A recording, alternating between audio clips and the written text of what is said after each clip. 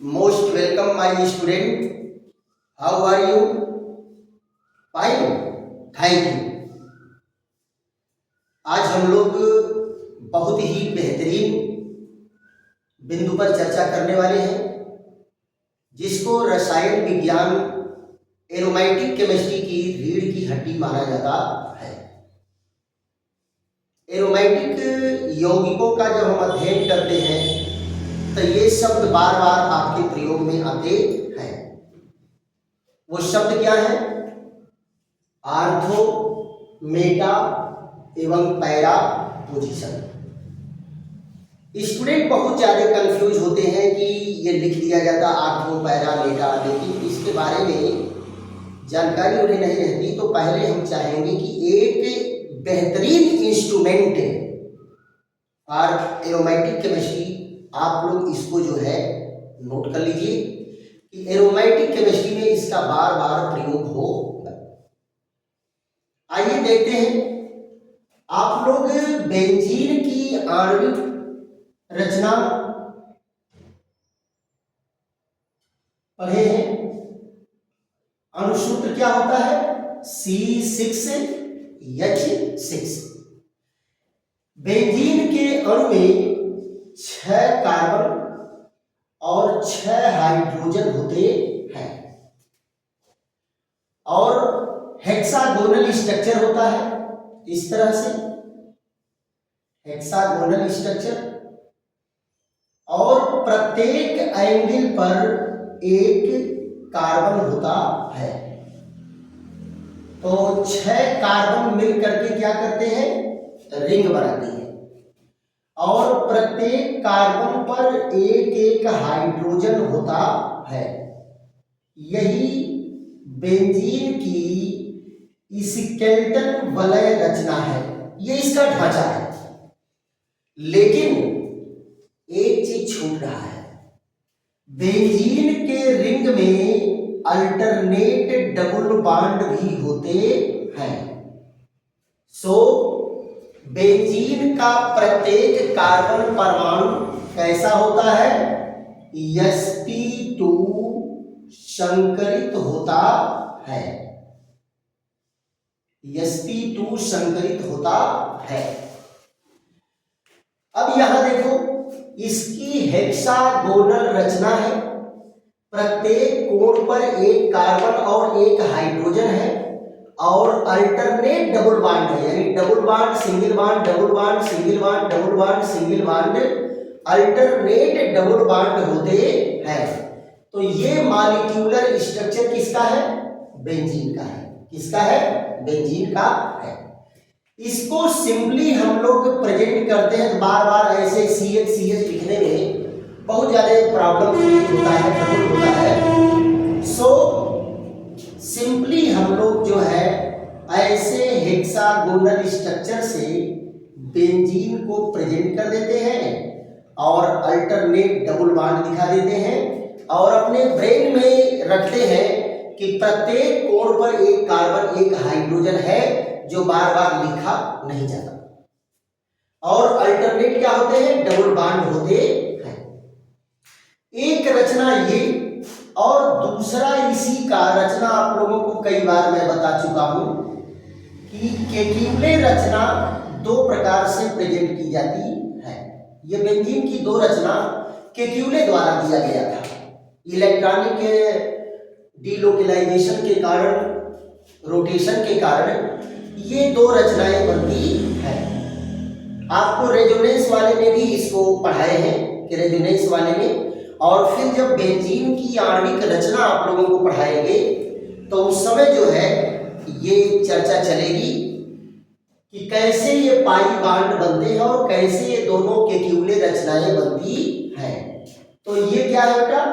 ये है Kekule's structure, Kekule's structure of benzene ring, Kekule structure of benzene ring, ये benzene ring. और दूसरी चीज मैं आपको बताया था कि इनका जो हाइब्रिड स्ट्रक्चर होता है वो इस तरह से दिखाई दे। पिछले वीडियो में हमारी आपकी चर्चा इस पर चली थी कि हाइब्रिड स्ट्रक्चर को ऐसे अलग अलग बांड न दिखा करके ये बांड इस तरह से होता है। ये स्ट्रक्चर आपको पूरा का पूरा कंफर्म होगा जब हम लोगों की चर्चा चलेगी एरोमैटिकता पर। एरोमैटिसिटी जब पढ़ाएंगे तो उसमें 5-7 पॉइंट बहुत बेहतरीन पॉइंट है जो बेंजीन के रीजन, बहुत सारे रीजन को ओपन करते हैं। तो ये बेंजीन की रचना है। तो आप देख रहे हैं कि कार्बन कितने हैं? 6। हाइड्रोजन कितने हैं? 6। सारे कार्बन हाइड्रोजन आइडेंटिकल है कि नहीं है? आइडेंटिकल है। इसका मतलब है कि जब बेंजीन इस रूप में पाया जाता है तो उसके 6 के 6 कार्बन क्या होंगे? आइडेंटिकल होंगे। उनकी रिएक्टिविटी क्या होगी? सेम होगी।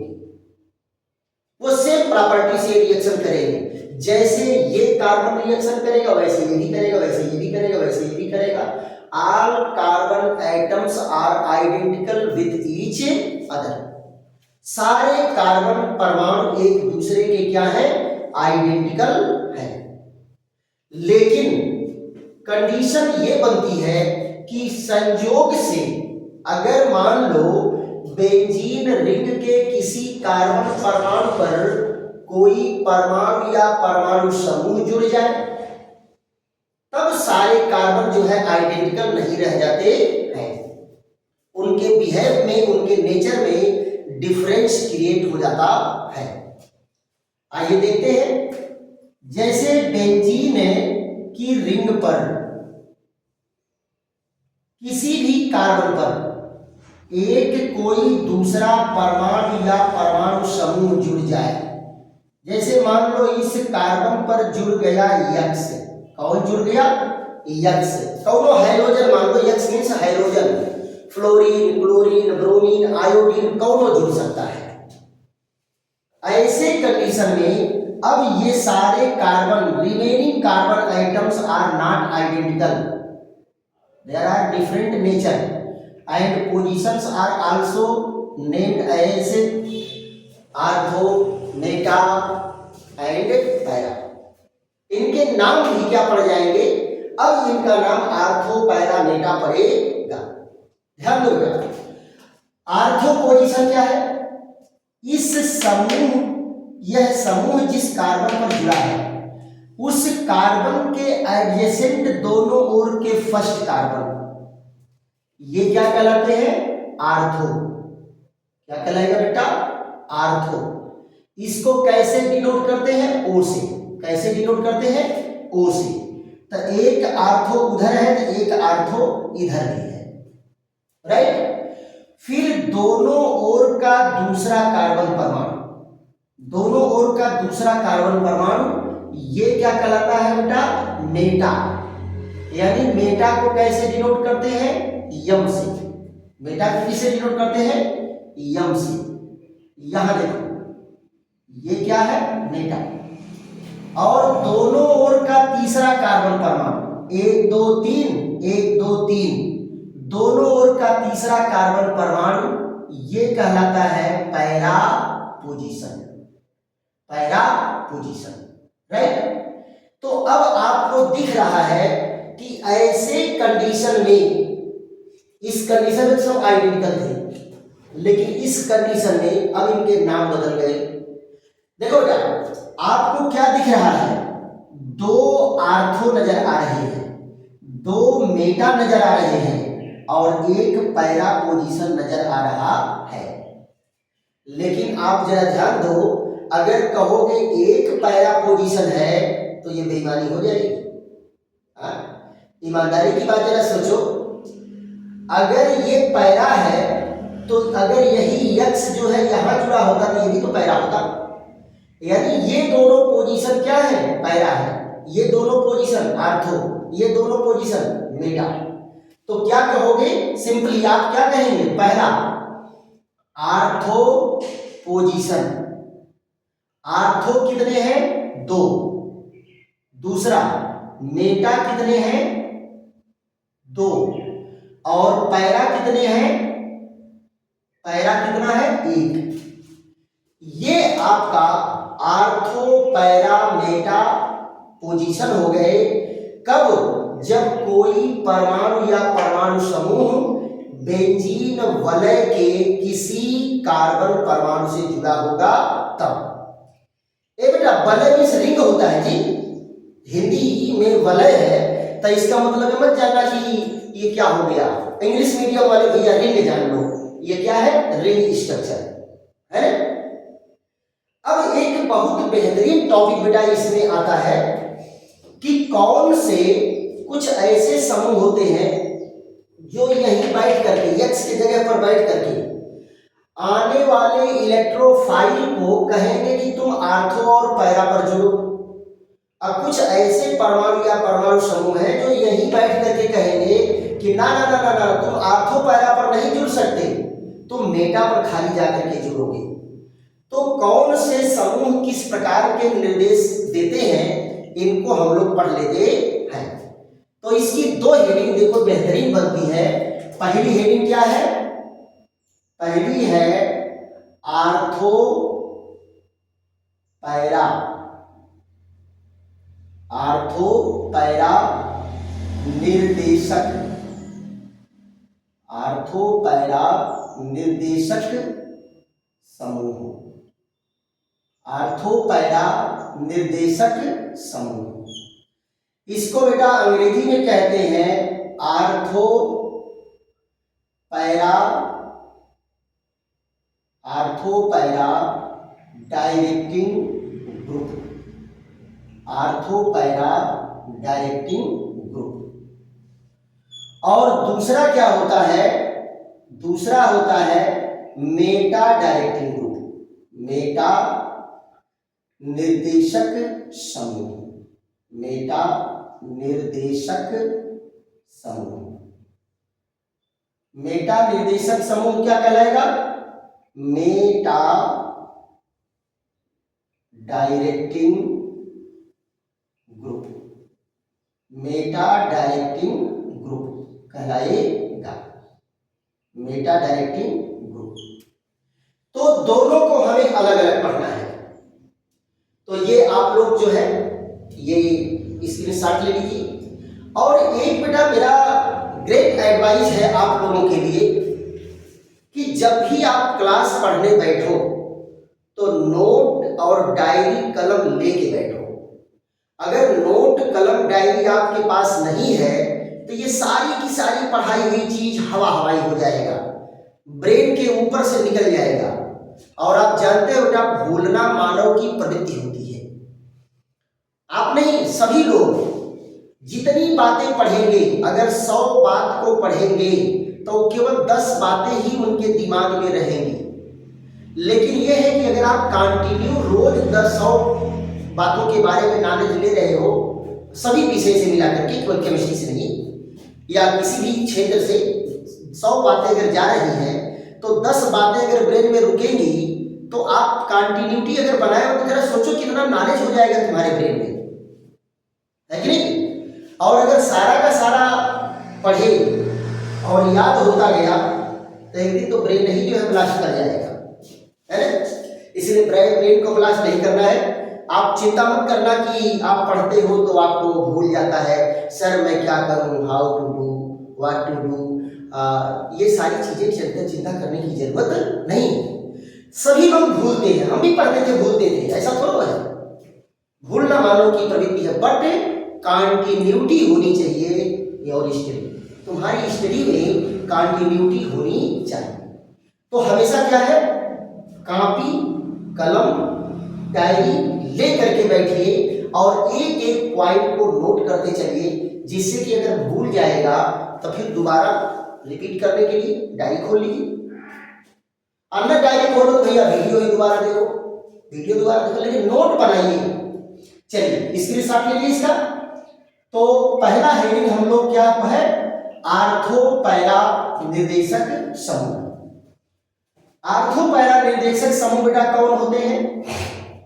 जो ये बताते हैं कि आने वाला इलेक्ट्रोफाइल कहां जुड़ेगा, आर्थो और पैरा पर जुड़ेगा, मेटा पर नहीं जुड़ेगा, आर्थो और पैरा पर जुड़ेगा। तो जरा देख लो तो इसमें कौन कौन से ऐसे समूह हैं जो आर्थो पैरा को निर्देशित कर रहे हैं। देखो पहला तो है NH2 समूह, दूसरा है यक्स, और आपको मैं बताया था कि यक्स जब क्लोरीन ब्रोमीन कौन हो सकता है। यहां देखो ये है OH, और फिर इसके बाद कौन है SH, फिर यहां जरा देखो ये है OCH3, OCH3 ETC। ये सारे समूह और भी हैं, लेकिन मुख्य यही है। इंटरमीडिएट में आपका इतने से काम चल जाएगा।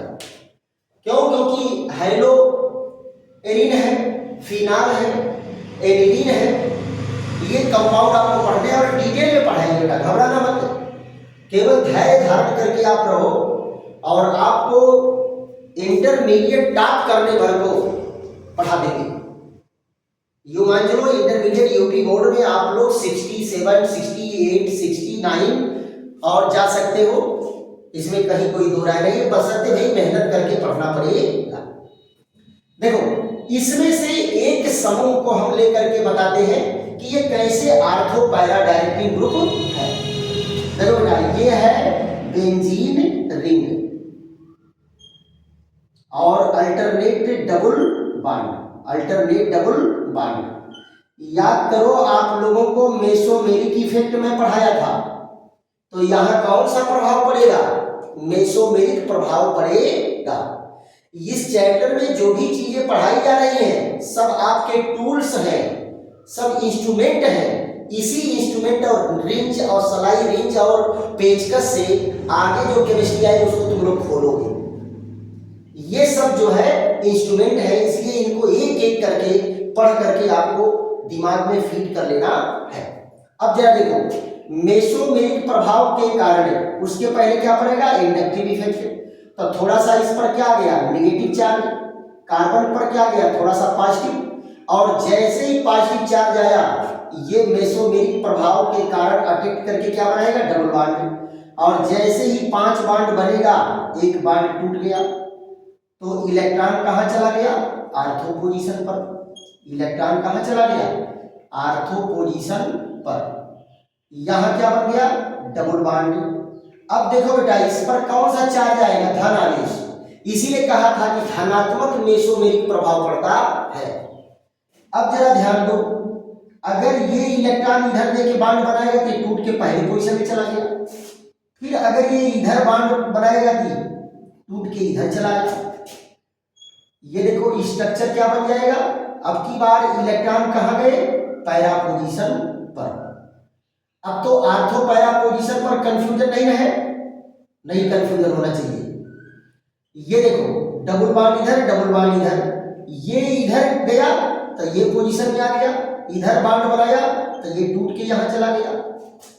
तो आप जरा देखो इस तरह से बहुत सारे रेजोनेंस स्ट्रक्चर बन के तैयार होते हैं। ये NH2 positive charge, double bond. अब की बार इलेक्ट्रॉन कहाँ गया? यहाँ गया। फिर देखो अगर इधर करेगा तो ये टूट करके इस कंडीशन में जाएगा, और अगर इधर तो ये टूट करके नाइट्रोजन पर पहुंच गया, यानी अपने पहले पोजीशन पर आ गया। लेकिन हुआ क्या? एक केक्यूले रचना से इलेक्ट्रॉनिक डीलोकेलाइजेशन शुरू हुआ था और दूसरे केक्यूले रचना पर पहुंच गया। एक केक्यूले रचना ये, दूसरा केक्यूले रचना ये। लेकिन आप जरा बताओ नाइट्रोजन का इलेक्ट्रॉन बेटा कितने जगह जंप किया है? रिंग पर 1 2 3। लेकिन सारे के सारे कंडीशन में इलेक्ट्रॉन कहाँ जा रहा है? आर्थो पर, पैरा पर, फिर आर्थो पर। बीच में आप देख लो एक भी मेटा पर भुला के इलेक्ट्रॉन नहीं गया है, यानी मेटा पोजीशन क्या है? यहाँ अनअफेक्टेड कंडीशन में है, उसके ऊपर कोई प्रभाव पड़ने वाला नहीं है। लेकिन आर्थो और पैरा पर क्या हुआ है? इलेक्ट्रॉन बढ़ गया है। क्या हो गया है? इलेक्ट्रॉन बढ़ गया है, इलेक्ट्रॉन डेंसिटी बढ़ गई है। तो ये क्या है? ये सारे के सारे स्ट्रक्चर क्या है? रेजोनेंस स्ट्रक्चर है। कौन सा है? Resonance structure. और आपको मैं बताया था कि जिन यौगिकों के जितने ज्यादा रेजोनेंस स्ट्रक्चर होते हैं, जितनी ज्यादा अनुनाद रचना होती है, वह यौगिक उतना ही ज्यादा अस्थायी होता है। और इन ओरिजिनल रचना क्या होती है? इन सारी रचनाओं की संकर रचना होती है। क्या होती है? संकर रचना होती है। तो हाइब्रिड स्ट्रक्चर को इस तरह से दिखाते हैं। यहां देखो, ये NH2 यहां पर पार्शियल डबल बॉन्ड दिखा देंगे, इस पर आ जाएगा पार्शियल पॉजिटिव चार्ज, यहां पार्शियल नेगेटिव चार्ज, यहां पार्शियल नेगेटिव चार्ज, यहां पार्शियल नेगेटिव चार्ज। इसका मतलब क्या है बेटा? अमीनो समूह रिंग के आर्थो और पैरा पोजीशन पर इलेक्ट्रॉन का घनत्व तो बढ़ा दिया है। क्या किया है? इलेक्ट्रॉन का घनत्व बढ़ा दिया है, यहां इलेक्ट्रॉन को बूस्ट कर दिया है, राइट। अब जरा ध्यान दो, अगर इलेक्ट्रोफाइल आ रहा है रिएक्शन करने के लिए, इलेक्ट्रोफाइल आ रहा है, तो भैया ये कौन है? इलेक्ट्रॉन लविंग है। इलेक्ट्रॉन जहां ज्यादा देखेंगे उधर जाके आई लव यू कर लेंगे। बताए थे आपको कि इलेक्ट्रोफाइल क्या करेगा? ये इलेक्ट्रॉन को चाहता है, तो इलेक्ट्रॉन इसको ज्यादा कहां मिल रहा है बेटा? इलेक्ट्रॉन इनको ज्यादा मिल रहा है आर्थो पर, इलेक्ट्रॉन इनको ज्यादा मिला कहां? पैरा पर, तो यहां जाकर के ये क्रिया करेंगे। लेकिन मेटा पर इलेक्ट्रॉन का घनत्व कम है, इसलिए ये मेटा पर रिएक्शन नहीं करेंगे। इसीलिए अमीनो समूह को क्या करते हैं? Ortho para directing group. Ortho para directing group किसको? इस पोजीशन को कहेंगे आर्थो पैरा। जो अमीनो समूह है ये कौन है? आर्थो पैरा डायरेक्टिंग ग्रुप है। तो सेम लाइक ये सारे ऐसा ही प्रभाव डालते हैं। तो हम लोग देखिए आर्थो पैरा निर्देशक समूह। अब आ जाते हैं मेटा निर्देशक समूह पर। फट से स्क्रीनशॉट लीजिए। तो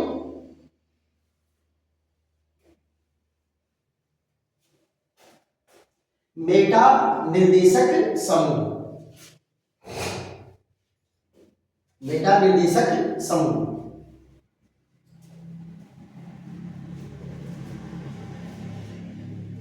यहां देखो, दूसरा है मेटा निर्देशक समूह। मेटा निर्देशक समूह यहां जरा देखो, इसको अंग्रेजी में क्या कहेंगे? Meta directing group. Meta directing group ये इसमें कौन कौन से हैं? मेटा डायरेक्टिंग ग्रुप में ये देखो बेटा, NO2 और CHO, COOH और COOR, COX ETC, ये सब क्या है? मेटा डायरेक्टिंग है। तो फट से इनके रेजोनेंस स्ट्रक्चर को देख लेते हैं। यहां देखिए,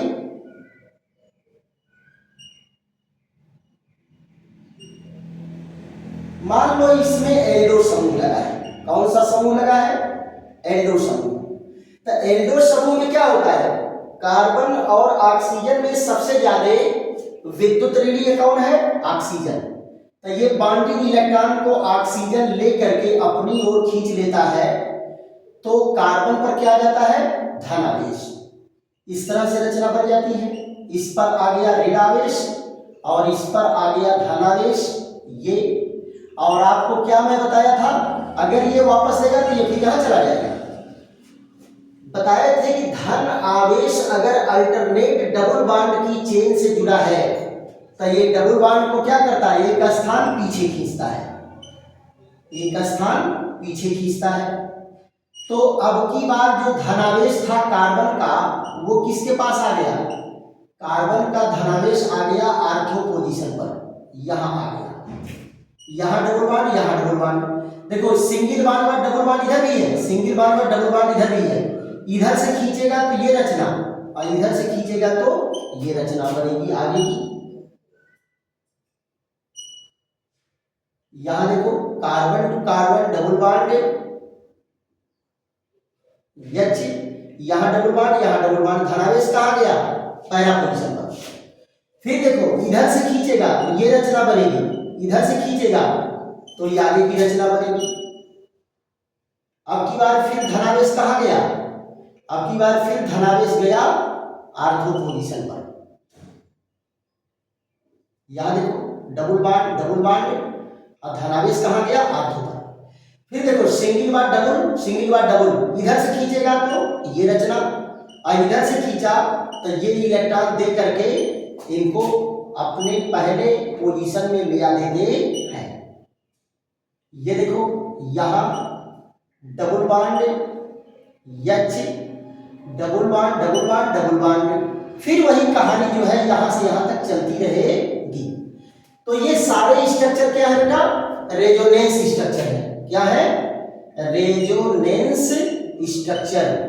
तो इनकी ओरिजिनल रचना क्या होगी, इन सभी रचनाओं की संकर रचना होती है।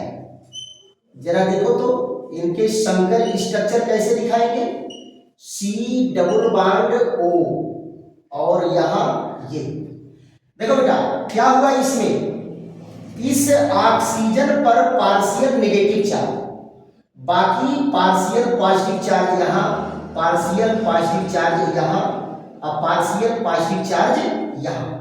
अब देखो इनसे रिएक्शन करने के लिए कौन आ रहा है, इलेक्ट्रोफाइल।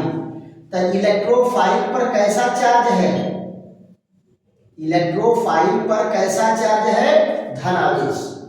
अब जरा बताओ ये इलेक्ट्रोफाइल आर्थो पर जाएगा, नहीं जाएगा। क्यों, क्योंकि धन और धन के बीच में कौन सा बल लगेगा, प्रतिकर्षण बल, ये धक्का मार के उनको भगा देगा। क्या ये पैरा पोजीशन पर जाएंगे, नहीं जाएंगे, यहां भी धन है, यहां से ही धक्का मार के भगा दिए जाएंगे।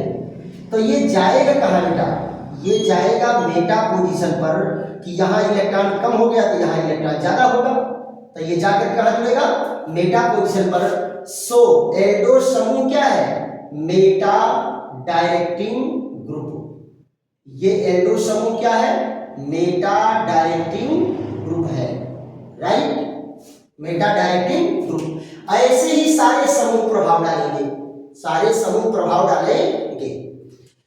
अब प्रश्न ये उठता है बेटा कि कंडीशनों में होता क्या है, जरा एक बार देख लो तो। एकदम सिंपल एग्जांपल देकर के समझा रहे हैं।